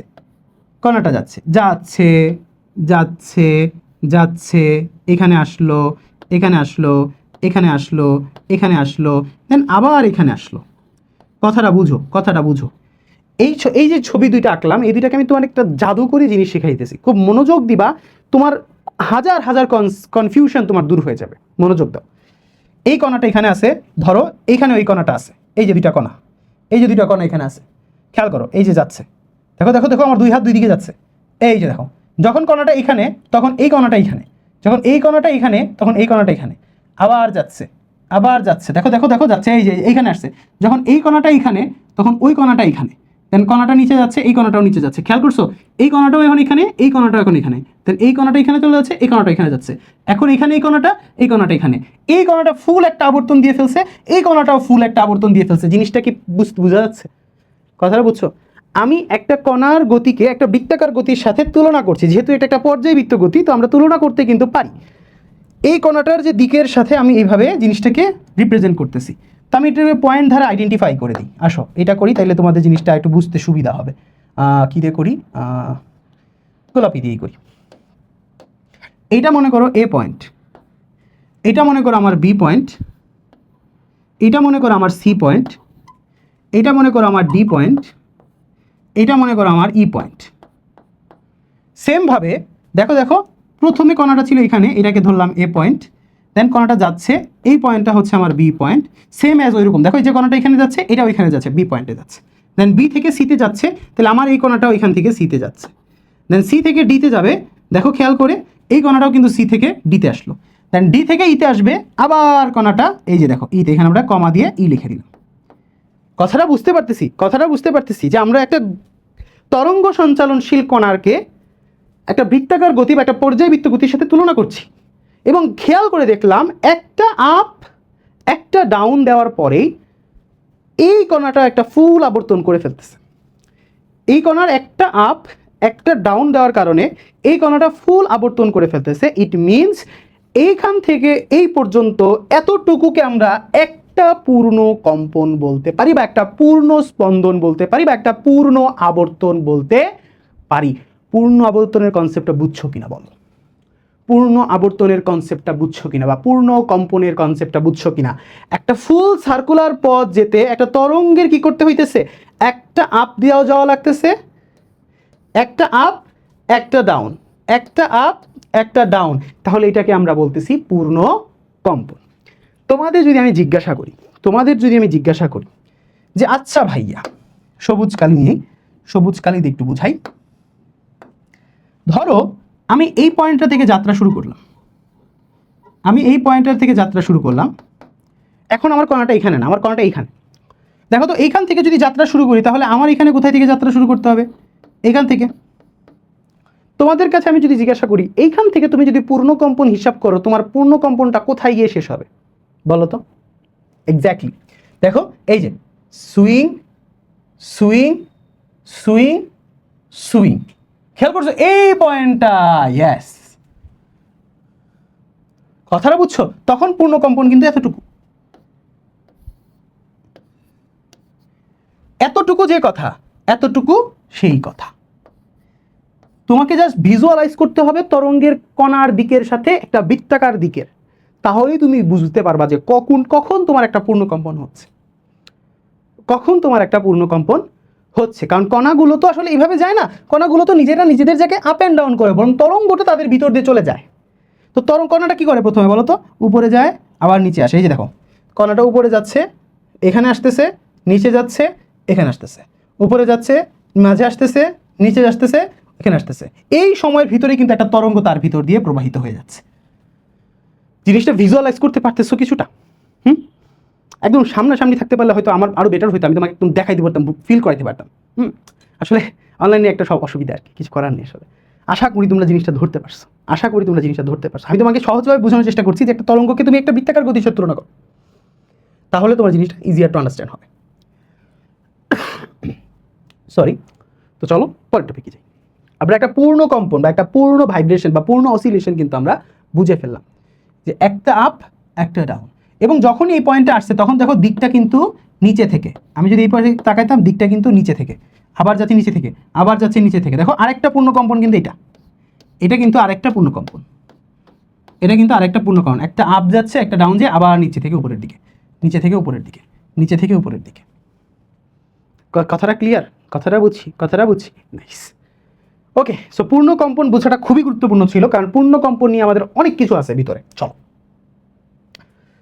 এবার আসেন, হ্যাঁ এটা গুরুত্বপূর্ণ একটা জিনিস, যেটা আমি বলছিলাম যে সিকিউতে আমাদের কাজে লাগবে। অনুপ্রস্থ তরঙ্গে যদি পূর্ণ কম্পন হিসাব হয়, সেটা কিভাবে হয় মনোযোগ দাও। সেটা হয় হচ্ছে একটা তরঙ্গ শীর্ষ একটা তরঙ্গ পাত। এখন বলতে পারো ভাইয়া তরঙ্গ শীর্ষ আবার কি জিনিস? মাথায় দাও, মনোযোগ দাও ব্রাদার অ্যান্ড সিস্টার্স, মনোযোগ দাও।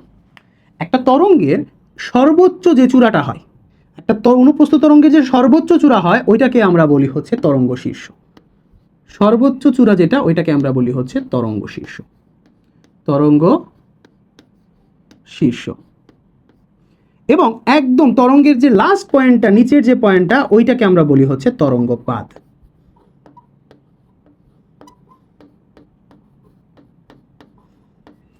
আসলে জিনিসটা এভাবেও বলা যায়, অন্যভাবে বলা যায়, বা সহজ ভাষায় আমি যদি বলি, একটা আপ একটা ডাউন, একটা আপ একটা ডাউন মিলে একটা পূর্ণ কম্পন সম্পন্ন হয়, একটা পূর্ণ কম্পন সম্পন্ন হয়, একটা পূর্ণ কম্পন সম্পন্ন হয়, একটা পূর্ণ কম্পন সম্পন্ন হয়। তোমাকে যদি আমি জিজ্ঞাসা করতে বলি যে এই জায়গাটায় কয়টা পূর্ণ কম্পন আছে, তুমি বলবা যে ভাইয়া এই যে একটা, এই যে দুইটা, এই যে তিনটা, এই যে চারটা, এই যে পাঁচটা, এখানে পাঁচটা পূর্ণ কম্পন আছে।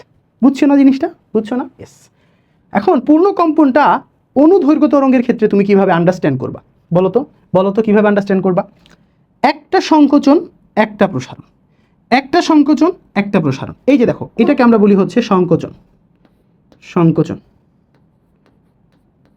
সংকোচন। এবং এইখানে আরেকটা হচ্ছে, এটাকে আমরা বলি হচ্ছে প্রসারণ।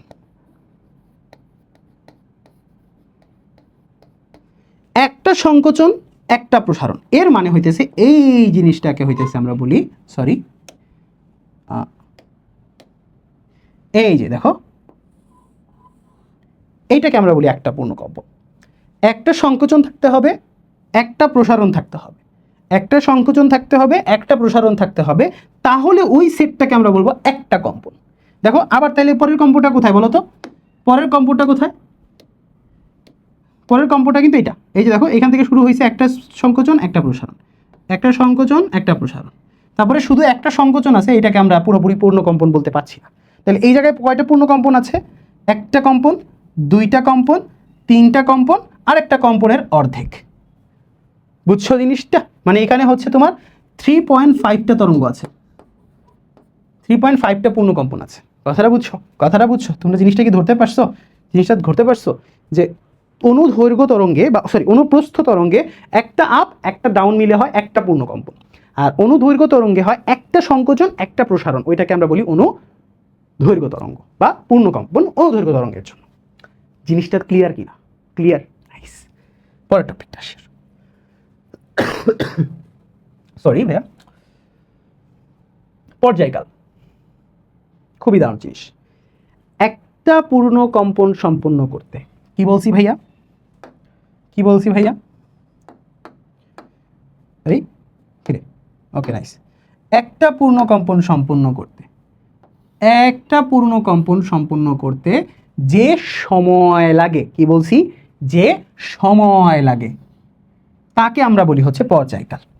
বাট খুব জিনিসটা সহজ, তোমরা জানো তো যে আমি যদি একটা কণাকে এখানে রাখি, এই কণাটা পুরো সার্কেল ঘুরে আবার এখানে আসতে, মানে কি একটা পূর্ণ আবর্তন দিতে, একটা পূর্ণ কম্পন দিতে যে সময় লাগবে, সেটা হইতেছে তার পর্যায়কাল। আগের ক্লাসেই কিন্তু বলেছিলাম এক্স্যাক্টলি ওইটাই এইটা।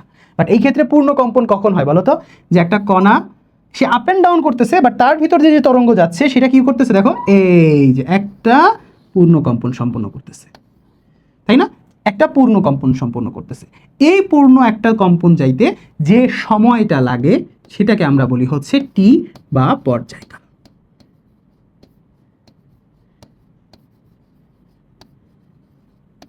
বুঝছি? হ্যাঁ, ক্লিয়ার? নাইস। এবং পর্যায়কালের একক কি? আরে ভাই এগুলো বলা লাগে? ছি ছি ছি। একক হচ্ছে সময়ের একক, অর্থাৎ সেকেন্ড। এবং আমি সবাইকে বলবো সেকেন্ড জাস্ট এস লিখে দিবা না, এস এর পরে SEC লিখে দিবা, তাহলে জিনিসটাই স্পষ্ট হয় যে সেকেন্ড বুঝাচ্ছি। ঠিক আছে? নাইস। পর্যায়কাল নিয়ে আমাদের কাজ আছে, সামনে কাজ আছে। এরপরে আমাদের দেখবো আমরা কম্পাঙ্ক। কম্পাঙ্ক কি জিনিস ভাইয়া? খুবই মজার একটা জিনিস। দেখো খুবই মজার একটা জিনিস, তরঙ্গ সঞ্চালনশীল কোনো কণা একক সময়ে যতগুলো পূর্ণ কম্পন দেয়, একক সময়ে যতগুলো পূর্ণ কম্পন দেয়, দেখো একটা কম্পন দিতে যে সময় লাগে, একটা কম্পন দিতে যে সময় লাগে, একটা কম্পন দিতে যে সময় লাগে সেটা হচ্ছে পর্যায়কাল। আর 1 সেকেন্ডে একটা তরঙ্গ যতগুলো পূর্ণকম্পন দেয়। ধরো ধরো এই বরাবর এটা বলে মনে করো আমাদের একটা তরঙ্গের গ্রাফ, এই বরাবর মনে করো সময়, এই বরাবর মনে করো আছে সময়, টাইম। এবং ধরো যে এইখান থেকে একদম ওই মাথা পর্যন্ত সময় হইতেছে মনে করো 10 সেকেন্ড। মনোযোগ দিবা, খুব ঠান্ডা মাথায় চিন্তা করো যে এইখান থেকে এই পর্যন্ত তরঙ্গটা যেতে সময় লাগছে কত বলো তো? 10 সেকেন্ড। 10 সেকেন্ড একটু বেশি বলে ফেললাম, একটু কমাই দিই, মনে করো 2 সেকেন্ড। এইখান থেকে তরঙ্গটা ওই পর্যন্ত করে আপনা করে ওই পর্যন্ত যেতে সময় লাগছে 2 সেকেন্ড। তাহলে জিনিসটাকে আমরা এইভাবে লিখতে পারি যে 2 সেকেন্ডে, আচ্ছা কয়টা কম্পন হয়েছে 2 সেকেন্ডে দেখো তো? 1টা, 2টা, 3টা, 4টা, 5টা, 6টা, 7টা, 8টা, 9টা, 10টা, 11টা, 12টা হয় নাই, ধরলাম 12টা ধরলাম 12টা এখানে কমপ্লিট হয়েছে মনে করো 12টা। তাহলে 2 সেকেন্ডে এইখানে কয়টা কম্পন হয়েছে বলো তো?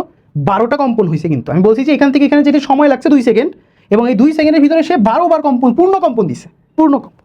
তাহলে আমরা লিখি 2 সেকেন্ডে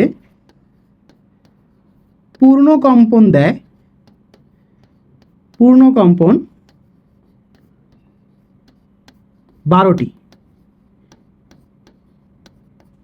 ঠিক আছে, তাহলে বলো তো প্রশ্ন অনুযায়ী যে একক সময়ে যতগুলো পূর্ণকম্পন দিবে, তাহলে আমরা লিখব সুতরাং 1 সেকেন্ডে পূর্ণ কম্পন কত হবে বলো তো? ঐকিক নিয়ম বলো তো 12কে 2 দিয়ে ভাগ করতে হবে, এতটি, অর্থাৎ অ্যান্সারটা হচ্ছে 6। খেয়াল করছো? তাহলে 1 সেকেন্ডে কয়টা তোর পূর্ণ কম্পন দিচ্ছে বলো তো? 1 সেকেন্ডে কয়টা পূর্ণ কম্পন দিচ্ছে বলো তো? 6টা। সে 2 সেকেন্ডে 12টা দিছে, এর মানে 1 সেকেন্ডে তো 6টাই দিছে, অবভিয়াসলি লজিক্যাল।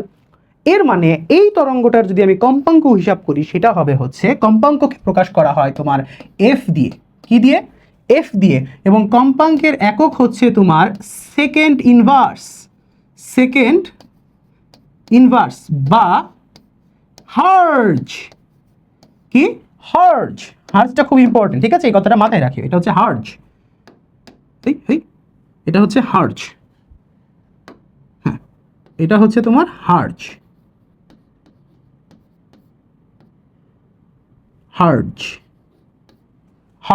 ঠিক আছে, এটা হচ্ছে হার্জ।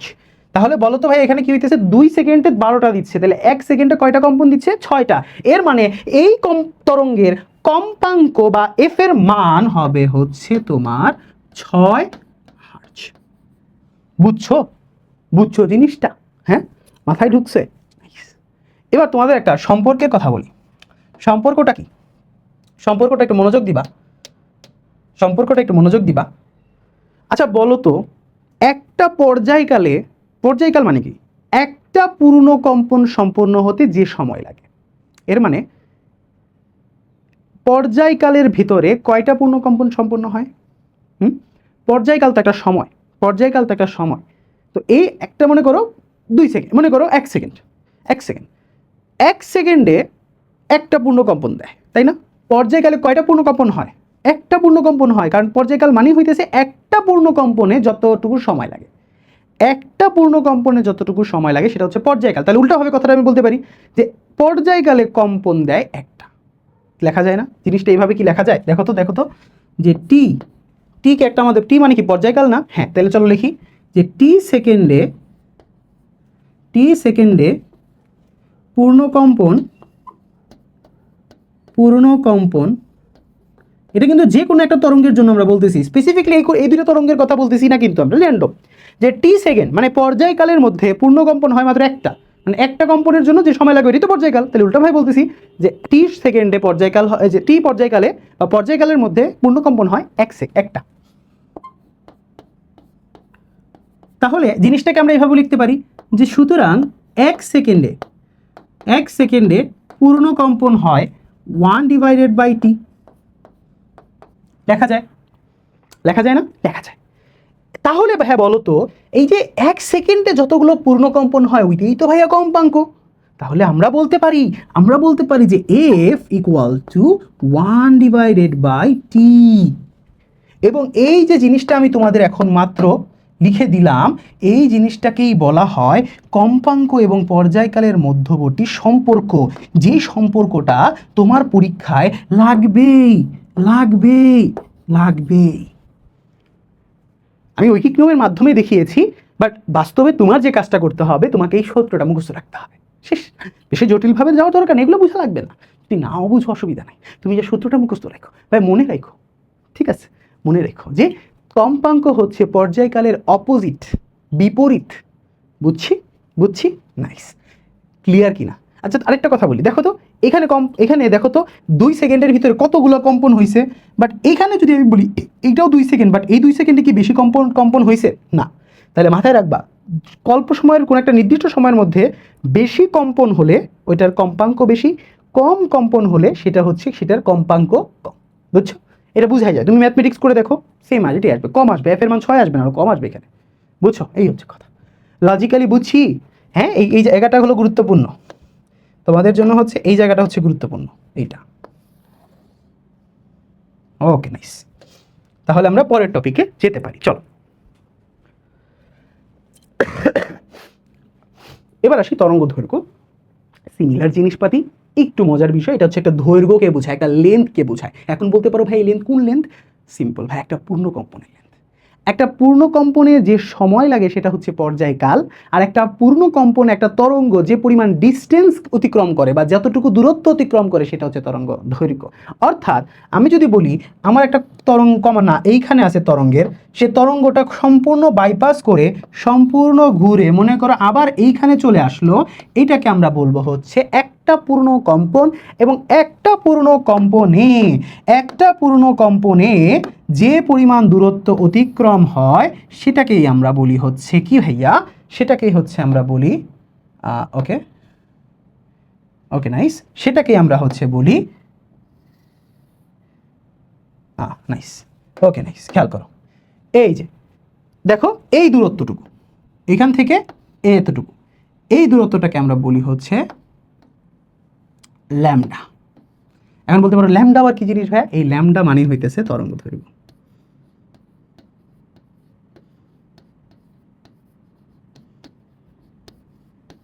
ল্যামডা মানেই হইতেছে তরঙ্গ দৈর্ঘ্য। অর্থাৎ একটা পূর্ণ কম্পন হতে একটা তরঙ্গ যতটুকু দূরত্ব অতিক্রম করে, কণা না কিন্তু তরঙ্গ, কণা তো নিজের জায়গায় আপ ডাউন করতেছে, তরঙ্গের কথা বলতেছি। একটা তরঙ্গ যে পরিমাণ দূরত্ব অতিক্রম করে সেটাই হইতেছে তরঙ্গ দৈর্ঘ্য। এখন তোমাদের কাছে আমার একটা প্রশ্ন, চিন্তা করো, আমি যদি তোমাদের বলি যে এইখান থেকে এই পর্যন্ত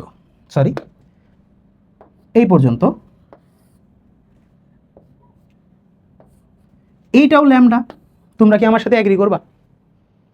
এই পয়েন্টটা থেকে এই পয়েন্ট পর্যন্ত এতটুকু দূরত্ব ল্যামডা, তোমরা কি আমার সাথে এগ্রি করবা? তখন তোমার মাথায় আসবে আচ্ছা ভাইয়া আপনি তো বললেন যে একটা পূর্ণ কম্পনে যে দূরত্ব অতিক্রম হয় সেটা হচ্ছে তরঙ্গ দৈর্ঘ্য। আচ্ছা ভাই বুঝতে পারছি, আপনার কথাটা বুঝতে পারছি। আপনি যেটা আমাকে বোঝাতে চাচ্ছেন যে ভাই, যে এখানে যখন একটা কণা থাকে এর মানে ওই কণাটা তো এই সার্কেলের এখানে থাকে, তাহলে এই কণাটা যখন যাবে, এই যে দেখো যাচ্ছে, এখানে আসলো, দেন ওইখানে গেল, দেন এখানে আসলো, দেন এখানে আসলো। খেয়াল করছো ভাইয়া, এইটা পুরোটো যে সার্কেল অতিক্রম করছে, এখানে কিন্তু পুরো একটা সার্কেলই অতিক্রম হয়েছে। হ্যাঁ হ্যাঁ হ্যাঁ, খেয়াল করো, একটা রাউন্ড, এটাও একটা ফুল রাউন্ড। এর মানে আপনি যে এতটুকু দেখাইতেছেন এটা আসলে একটা পূর্ণ কম্পন।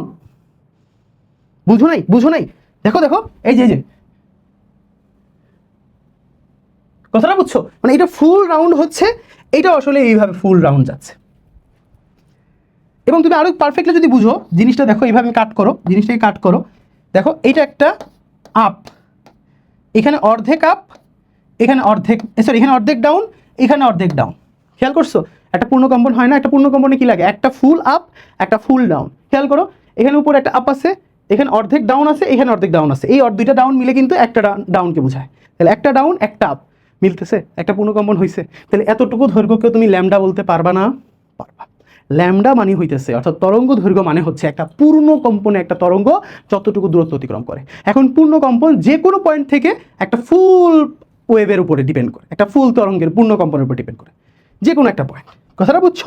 তাহলে বিভ্রান্ত হওয়া যাবে না। তরঙ্গ সঞ্চালনশীল কোনো কণা একটা পূর্ণ স্পন্দন সম্পন্ন করতে যে সময় লাগে, সেই সময় তরঙ্গ যে দূরত্ব অতিক্রম করে সেটাই হচ্ছে তরঙ্গ দৈর্ঘ্য। তরঙ্গ দৈর্ঘ্যকে প্রকাশ করা হয় ল্যামডা দিয়ে, এবং তরঙ্গ দৈর্ঘ্যের একক হচ্ছে তোমার ভাইয়া মিটার। সহজ জিনিস, বুঝছেন? বুঝছেন? বিভ্রান্ত হবেন? বিভ্রান্ত হওয়ার কোনো কিছু বলেছি? জটিল কিছু বলেছি? সহজ ভাষায় বুঝিয়েছি, আশা করি বুঝবেন। পরের টপিক ভাইয়া। ও সরি, ওকে, এবার আসি তরঙ্গ বেগ। এটা সহজ জিনিস, এটা সহজ জিনিস। বেগের সংজ্ঞা তুমি জানো না? যে কোনো একটা বস্তু একক সময়ে যে দূরত্ব অতিক্রম করে তাকে বেগ বলে, তাই না? কোনো একটা বস্তু একক সময়ে যে দূরত্ব অতিক্রম করে তাকে বেগ বলে। তরঙ্গ বেগও সেম, কোনো একটা তরঙ্গ একক সময়ে যে দূরত্ব অতিক্রম করে সেটাই হচ্ছে তরঙ্গ বেগ। কথাটা বুঝছো? তরঙ্গ বেগকেও প্রকাশ করা হয় তোমার ভি দিয়ে। তরঙ্গ নির্দিষ্ট দিকে একক সময়ে যে দূরত্ব অতিক্রম করে তাকেই তরঙ্গ বেগ বলে। এখন এখানে একটা রিলেশনশিপ আনবো, এখানে একটা আমরা সম্পর্ক আনবো। সম্পর্কটাকেই মনোযোগ দাও। তোমাদের একটা কথা বলি, টি পর্যায়কাল না? টি মানে কি পর্যায়কাল কিনা? পর্যায়কাল, ইয়েস। তাহলে একটা পর্যায়কালে কয়টা কম্পন হয়? একটা কম্পন হয়। আর একটা কম্পনে যে দূরত্ব অতিক্রম হয় তাকে আমরা ল্যাম্ডা বলি না? ল্যাম্ডা বলি না, তরঙ্গ দৈর্ঘ্য বলি না? তাহলে তোমাদের কাছে আমার ঠান্ডা মাথায় একটা প্রশ্ন, যে একটা পর্যায়কালে একটা তরঙ্গ যে দূরত্ব অতিক্রম করে ওইটাই কি তরঙ্গ দৈর্ঘ্য না? বুঝো না? একটা পূর্ণ কম্পনে যে সময় লাগে সেটা হচ্ছে পর্যায়কাল, আর একটা পূর্ণ কম্পনে একটা তরঙ্গ যে দূরত্ব অতিক্রম করে সেটা হচ্ছে তরঙ্গ দৈর্ঘ্য। তাহলে দুই ক্ষেত্রেই কিন্তু একটা পূর্ণ কম্পনকে আমরা বোঝাচ্ছি। তাহলে জিনিসটাকে আমরা একসাথে বলতে পারি যে টি সময়ে মানে এক পর্যায়কালে একটা তরঙ্গ ল্যামডা পরিমাণ দূরত্ব অতিক্রম করে, তাই না? কারণ ল্যামডা একটা পূর্ণ কম্পনের কারণেই হয়, পর্যায়কাল একটা পূর্ণ কম্পনের কারণেই হয়। তাহলে এই লাইনটা আমরা লিখতে পারি যে টি সময়ে অতিক্রান্ত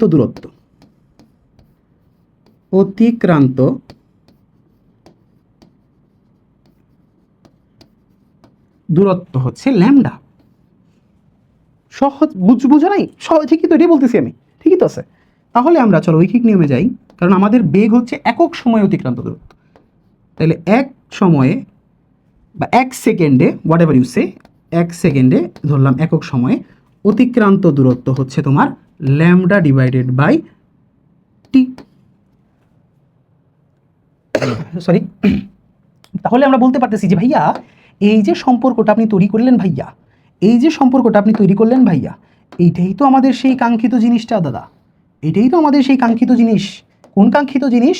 এটাই হইতেছে আমাদের বেগ, এটাই আমাদের বেগ। তাহলে আমরা সঠিকভাবে যদি আমি বলি, তাহলে বেগের ক্ষেত্রে আমরা কি লিখতে পারি? যে বেগ, তরঙ্গ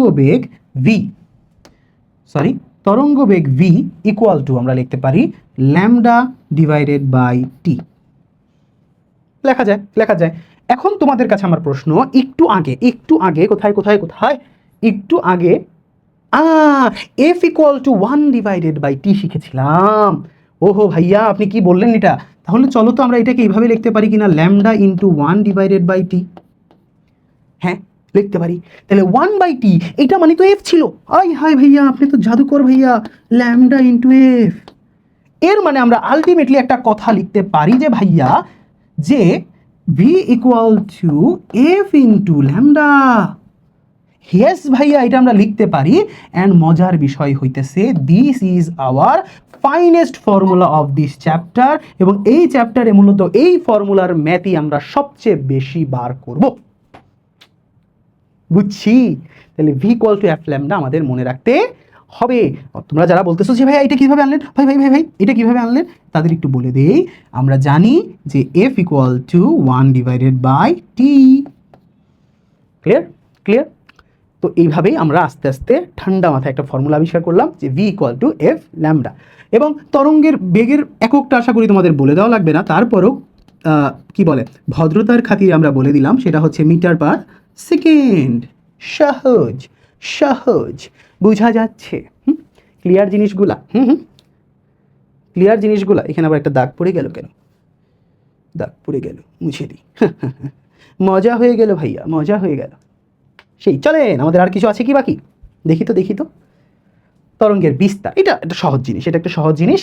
তরঙ্গের দেখো দেখো দেখো দেখো, খেয়াল করো, এটা মনে করো একটা র্যান্ডম তরঙ্গ। এই তরঙ্গের মনে করো এখানে একটা কণা আছে, যে কণাটা কি করতেছে বলো তো? আপ অ্যান্ড ডাউন যাচ্ছে, তাই না? আপ অ্যান্ড ডাউন যাচ্ছে, আর তরঙ্গটা তার ভিতর দিয়ে ভাবে প্রবাহিত হয়ে যাচ্ছে। তাহলে এই যে কণাটা আছে, এই কণাটা এই অঞ্চলটা থেকে, অর্থাৎ তোমরা যে এই জিনিসটাকে কি বলো তো? এই যে এই লাইনটাকে আমরা কি বলি? এই লাইনটা, এটাকে বলা হয় সাম্যাবস্থা। সাম্যাবস্থা।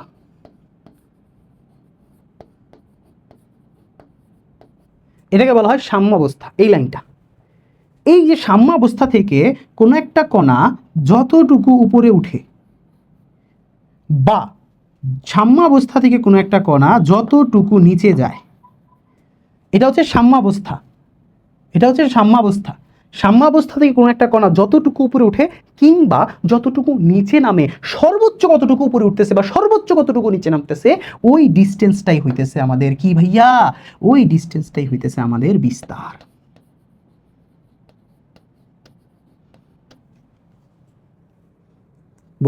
বুঝছেন জিনিসটা? বিস্তার উপরে এটা হইতে পারে, এটা হইতে পারে। এই বিস্তারকে প্রকাশ করা হয় এ দিয়ে। ক্লিয়ার? বিস্তার যত বেশি হবে, তরঙ্গটা দেখতে তত লম্বা হবে। আপ অ্যান্ড ডাউন, কথাটা বুঝছো? হ্যাঁ, ক্লিয়ার জিনিসটা? মাথায় ঢুকছে জিনিসটা? Nice perfect. আর কিছু আছে? ইয়েস, আজকে এটা শেষ টপিক আমাদের, আজকে লেকচার এটাই শেষ টপিক। সেটা হচ্ছে দশা। হোয়াট ইজ দশা? দশা কি জিনিস? দশা হইতেছে তরঙ্গের একটা সামগ্রিক অবস্থা। বুঝছো? তরঙ্গ সঞ্চালনশীল কোনো কণার যে কোনো মুহূর্তের গতির সামগ্রিক অবস্থা। গতির কি অবস্থা? সামগ্রিক অবস্থা। গতির সামগ্রিক অবস্থা। র্যান্ডম চিন্তা করো, মনে করো এখানে একটা কণা আছে। এই কণাটা কি হইতেছে বলো তো? একবার উপরে গেছিল, দেন ও আবার নিচের দিকে যাচ্ছে। ও আবার কি করতেছে বলো তো? নিচের দিকে যাচ্ছে। ও কি অলওয়েজ এরকম আপ অ্যান্ড ডাউন করতেছে না? আপ অ্যান্ড ডাউন করতেছে না? কথা হইতেছে ও যখন ওই যে এই পয়েন্টে আসছে, এই পয়েন্টও কি করছিল বলো তো? উপরে গেছিল, দেন আবার নিচে নামতেছে।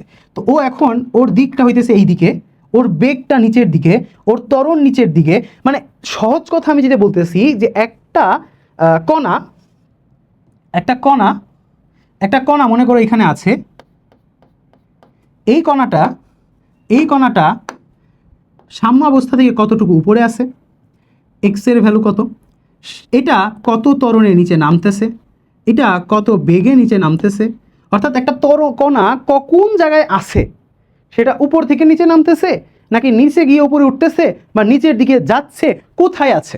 কারণ কণাগুলো এরকম হয় না, আপ অ্যান্ড ডাউন। কোনো একটা জায়গায় তুমি ছবি তুলে বলতেছো যে ভাই এটা উপর দিকে যাচ্ছে, এই জায়গাটায় উপরে যাচ্ছে আবার নিচে নামতেছে, উপরে যাচ্ছে আবার নিচে নামতেছে। কোনো একটা অবস্থাতে তার অবস্থানটা কোথায়? সে কি উপরে উঠতেছে নাকি নিচে নামতেছে? এই জিনিসটা বোঝানোই হচ্ছে দশা।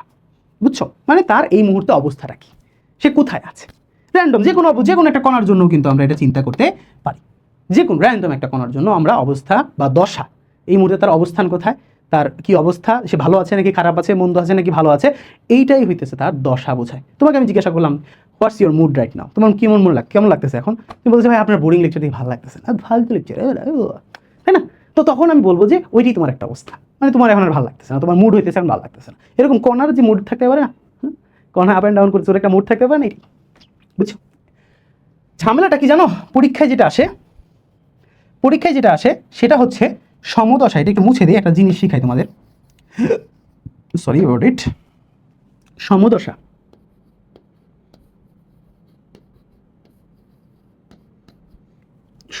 কি জিনিস? পরীক্ষায় খুব পপুলার একটা প্রশ্ন। তোমাকে র্যান্ডম একটা তরঙ্গ দিবে, তরঙ্গের এই পয়েন্টটার মান বলবে যে এটা হচ্ছে এ, এটা হচ্ছে বি, এটা মনে করো সি, এটা মনে করো ডি, এটা মনে করো ই, এটা মনে করো এফ, এটা মনে করো জি, এটা মনে করো এইচ, এটা মনে করো জিএইচ আই। আমি কিন্তু প্রত্যেকটা জায়গার নামকরণ করলাম। এবার তোমাকে আমি জিজ্ঞাসা করলাম যে কোন কোন বিন্দুগুলো সমদশায় আছে, এটা কিভাবে বুঝবা? বিখ্যাত এমসিকিউ কিন্তু, একটা র্যান্ডম ছবি দিয়ে বলবে যে এখানে কোন কোন বিন্দুটা বা কোন কোন কণাটা সমদশা সম্পন্ন আছে। খুব মনোযোগ দিতে হবে, খুব মনোযোগ দিতে হবে। এটা বোঝার একটা চালাকি আছে, চালাকিটা আমি দেখাই। মনে করো এখানে একটা কণা আছে, এই কণাটাকে তুমি মনে করো এখানে আঁকলা। এখন দেখো এই কণাটার মনে করো মুভমেন্টটা দেখো, কণাটা তো তরঙ্গের ভিতর দিয়ে যাবে, সে আপ অ্যান্ড ডাউন করতেছে, তরঙ্গটা মনে করো তার ভিতর দিয়ে যাচ্ছে, সে মনে করো এইদিকে গেল, এইদিকে গেল, এইখানে আসলো। এর মানে আমার এই কণাটাও কি করবে বলো তো, এইখানে আসবে।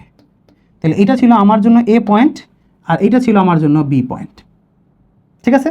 আবার আবার দেখো যাচ্ছে যাচ্ছে, এইখানে আসলো, এটা হচ্ছে এই যে যাচ্ছে যাচ্ছে যাচ্ছে, এইখানে আসলো, এটা হচ্ছে আমার জন্য সি পয়েন্ট, ওইখানেও সি এখানেও সি। আবার কণাটা নিচে যাচ্ছে নিচে যাচ্ছে, এইখানে আসলো, আমার কাছে ওইখানে যাচ্ছে যাচ্ছে, এইখানে আসলো, এটা হচ্ছে আমার ডি পয়েন্ট। আবার ডি থেকে যাচ্ছে যাচ্ছে, ইতে আসলো, এখানেও ডি থেকে যাচ্ছে যাচ্ছে যাচ্ছে, আবার এতে আসলো, তাহলে এর পাশে আমি লিখবো ই। এবং এটাই মজা, এই যে এ আর ই, এ আর ই, এটা কি বলতো, এই দুটো পাশাপাশি লেখা হয়ে গেল না? এর মানে এ বিন্দুতে যে কণাটা আছে, ই বিন্দুতে যে কণাটা আছে, এই দুইজন সমদশায় আছে। কারণ এ থেকে ইতে আসার জন্য আমার পুরো একটা সার্কেল রাউন্ড করা লাগছে, মানে একটা পূর্ণ কম্পন দেওয়া লাগছে, একটা পূর্ণ কম্পন পরে, একটা 360 ডিগ্রি কম্পনের পরে, একটা পূর্ণ কম্পনের পরে অলওয়েজ কি হয়, পুরনো দশাটা আবার ফিরে আসে কণাটা।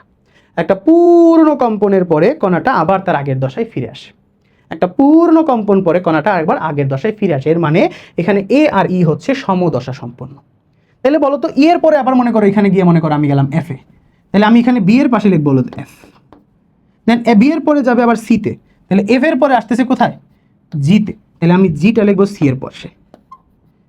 এরপরে জি এর পরে যাবে এইচে, তাহলে আমি ডি এর পাশে লিখবো এইচ। এরপরে এইচ এর পরে যাবে আইতে, তাহলে এ এর পাশে লিখবো আমি আই। এই যে দেখো পাশাপাশি যে ওয়ার্ডগুলো আমি লিখছি এরাই হইতেছে সমদশা। এই জন্য আমি এটা ভালোভাবে লিখে দিই যে দেখো এখানে সমদশা কারা, সমদশা কারা, এখানে এ ই আর আই সমদশা সম্পন্ন। তারপর বিএফ এরা সমদশায়, বি এর সাথে কিন্তু জি বা সি ওরা সমদশায় না, জিসি আবার সমদশায়। চট্টগ্রামের একটা মোড় আছে, এটা জিসির মোড় বলে মনে হয়, যাই হোক জিসি। ডিএইচ আবার সমদশায়। এইটাই হচ্ছে লজিকটা। তাহলে একটা তরঙ্গের কোন কোন বিন্দুতে কোন কোন কণাগুলো সেম সেম দশায় আছে সেটা বোঝার উপায় হইতেছে এই চালাকিটা। তুমি একটা তরঙ্গকে এরকম একটা বৃত্তাকার গতির সাথে তুলনা করে নিবা বোঝার সুবিধার জন্য, তখন তুমি ওই বৃত্তাকার গতির যে যে পয়েন্টগুলো মিলে যাবে ওরাই আসলে সমদশা সম্পন্ন আছে। বা আরেকটা উপায় আমি বলে দেই, প্রতি একটা পূর্ণ কম্পনের পর পুরনো দশা আবার ফিরে আসে। দেখো মনে করো বি, বি পয়েন্টটা কোথায় আছে, এই যে আছে, বি পয়েন্ট থেকে দেখো একটা পূর্ণ কম্পন যাও, এইখানে এসে একটা পূর্ণ কম্পন হইতেছে, খেয়াল করো বি থেকে এই যে একটা পূর্ণ কম্পন হইতেছে, দেখো এই যে বি সি ডি এই এফ একটা পূর্ণ কম্পন হইতেছে। তাহলে বি থেকে এই যে পূর্ণ কম্পনটা হইলো, এই জন্য আমরা বি আর সি কে সমদশা বলবো। এবার ডি আর এইচ সমদশায় আছে, তারপরে আই আর এফ, আই আর ই আর এ সমদশায় আছে, জি আর সি সমদশায় আছে। একটা পূর্ণ কম্পন হইতে হবে, দুইটা দশার মাঝে অ্যাটলিস্ট একটা পূর্ণ কম্পনের ব্যবধান থাকতে হবে, তাইলে ওটাকে আমরা সমদশা সম্পন্ন বলবো। বুঝছেন? সে চাবাস। তো আশা করি এটাই হইতেছে আমাদের লেকচারের শেষ। ইয়েস, সো এই হচ্ছে আমাদের আলোচনার বিষয়বস্তু ছিল। আশা করি তোমরা সবাই বুঝতে পেরেছো। আমাদের আজকে লেকচারটা বেশ বড় ছিল, সম্পূর্ণ থিওরিটিক্যাল ছিল। আমি বিশ্বাস করি তোমরা যথেষ্ট বোর্ড হয়ে গিয়েছো, বাট প্যারা নাই, আমাদের এই লেকচারের উপরে ম্যাথ প্রবলেম ক্লাসটাই কিন্তু শীঘ্রই আসতে যাচ্ছে। অর্থাৎ পরের ক্লাসটা আমরা তরঙ্গ রিলেটেড ম্যাথ প্রবলেম সলভ করব। তো সেই ক্লাসটা দেখার আমন্ত্রণ নিয়ে সবার কাছ থেকে আজকের জন্য বিদায় নিচ্ছি। আসসালামু আলাইকুম।